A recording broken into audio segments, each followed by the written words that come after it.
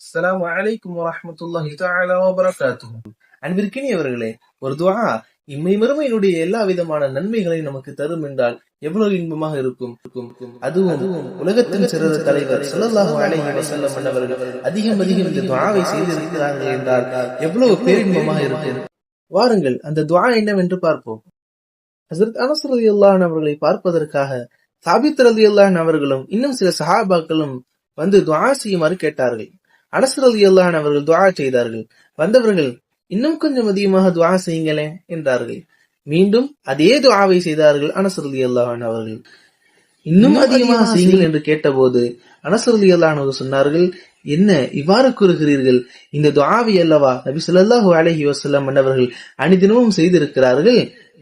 இந்த துஆ இம்மை மறுமையினுடைய எல்லா விதமான நலன்களையும் அடைந்து விடலாம் என்று சொன்னார்கள்.